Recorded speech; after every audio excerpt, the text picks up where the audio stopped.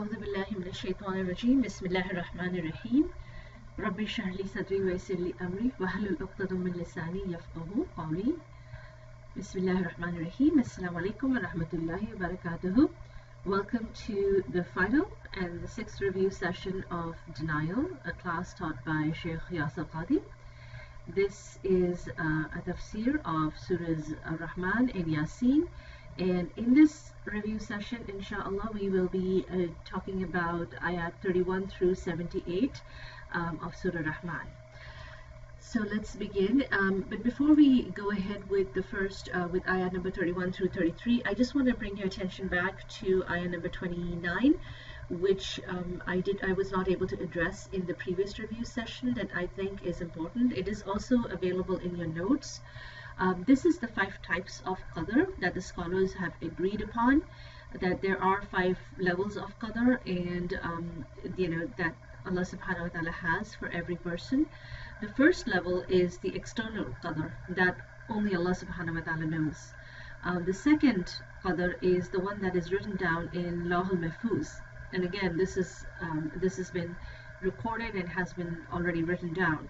The third kind of qadr is the one that is the qadr of our birth. So basically when the ruh is blown into us and we are brought into this dunya, the angel writes down our qadr, and the angel basically asks Allah subhanahu wa ta'ala about this person and how long they're going to live, what they're going to do, what is going to be their risk, what is going to be all of those things, and that's written down by the angels with the permission of Allah subhanahu wa ta'ala. The fourth kind of qadr is the yearly qadr, and this is the one that is announced on the night of Laylatul Qadr, and basically Allah subhanahu wa ta'ala tells the angels and what the qadr of that each individual person is for the next upcoming year. And the angels are given their assignments, and Allah subhanahu wa ta'ala is obviously the one who's giving the assignments. The fifth kind of qadr is the daily qadr, which is what is going to happen to each person every day. So these are the 5 kinds of qadr, and the discussion that happened in class, and most of you probably remember this, was about dua and qadr, and how does dua change qadr, or how does dua affect qadr. And this was basically written about. And so and the example I think was used for a certain person who was given 60 years to live, but because he was such a righteous and a pious person and had been good to his parents, that Allah subhanahu wa ta'ala would tell the angels to give that person an extension in their life. And now these changes were already recorded in the eternal qadr, but essentially the idea was that dua can change qadr, so make lots of dua. That was the encouragement by Sheikh Yasir. So moving on to ayah number 31 through 33, here the focus is on the jinn and the ins, and and Ibn Abbas basically spoke about this, that Allah subhanahu wa ta'ala is not in the need of stopping anything to concentrate on something, but basically it is this whole idea of the jinn and the ins and everybody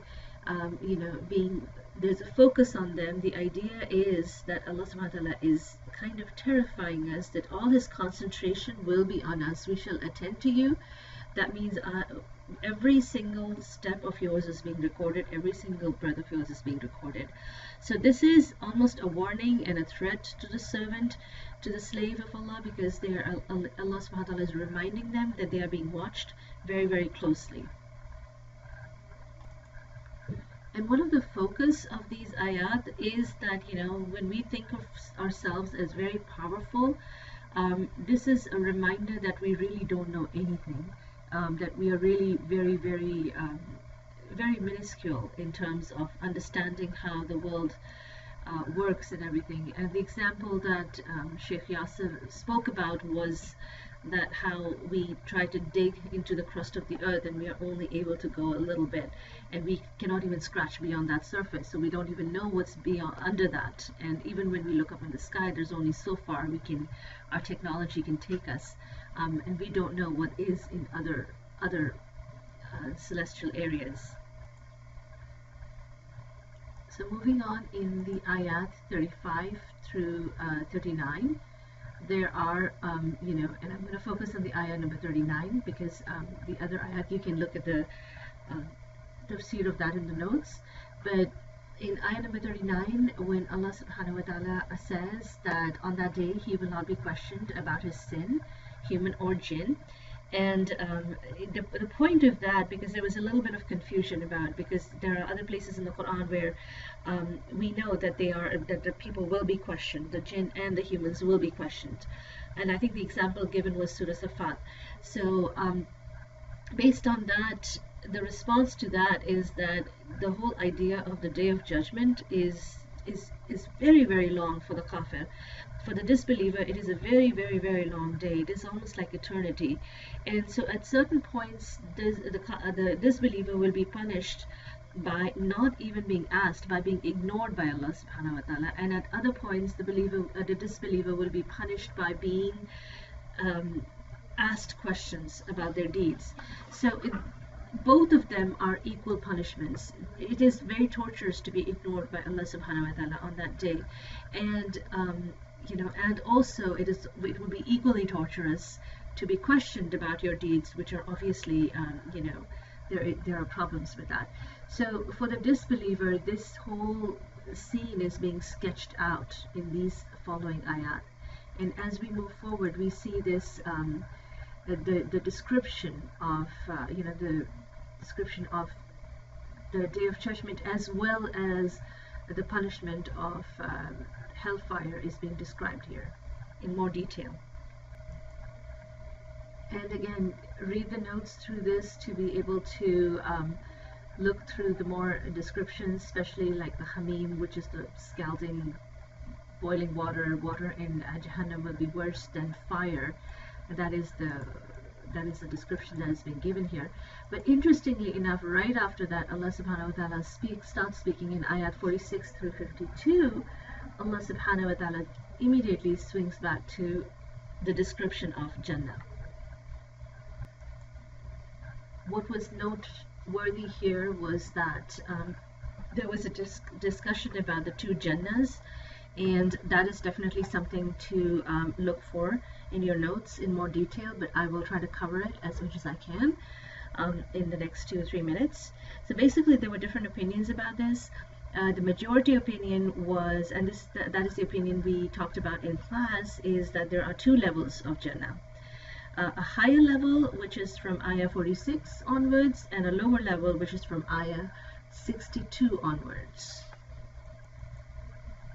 We spoke about the duality at the beginning of the tafsir of Surah Rahman, and that is basically also something that Sheikh Yasir continued with, that whole discussion, which is why the idea of the Jannah is also given in a form of duality.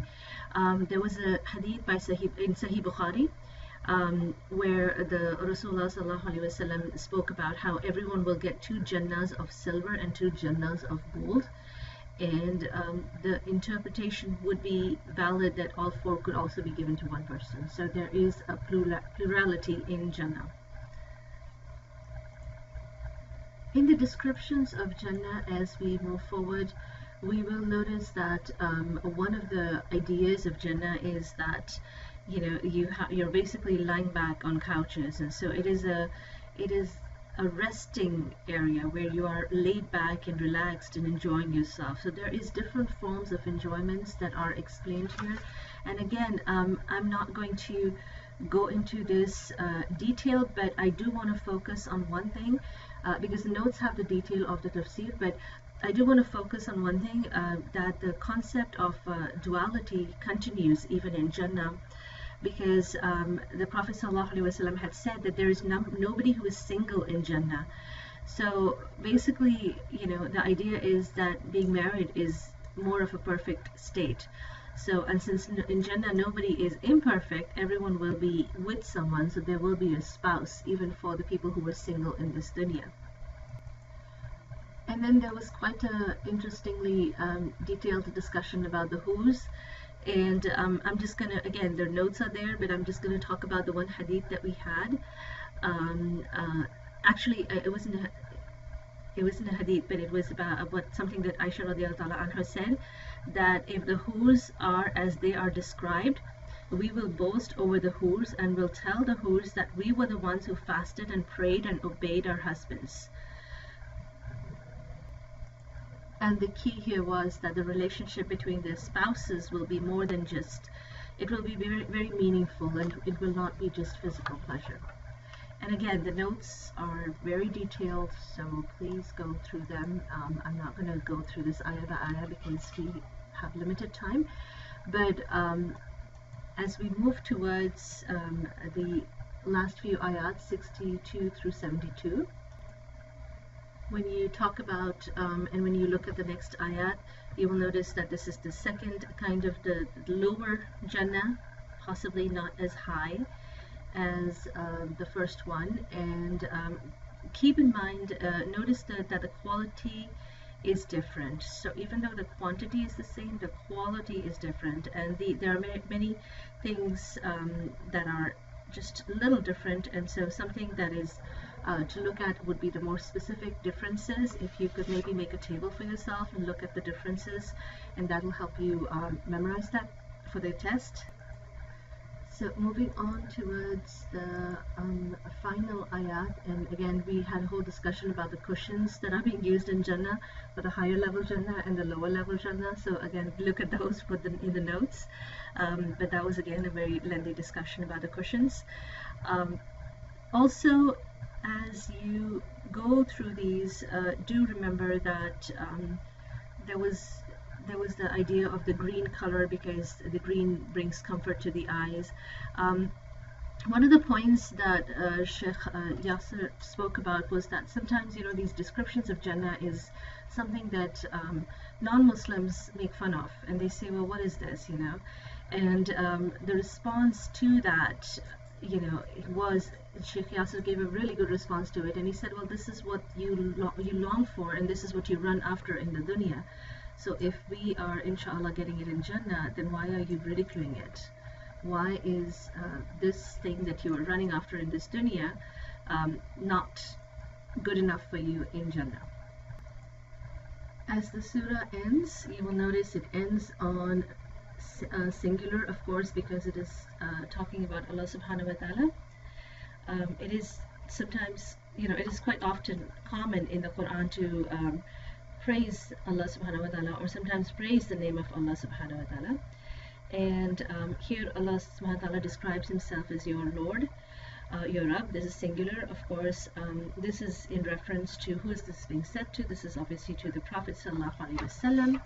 And so in a way it is an honor for the Prophet sallallahu alaihi wasallam to be directly referenced as well.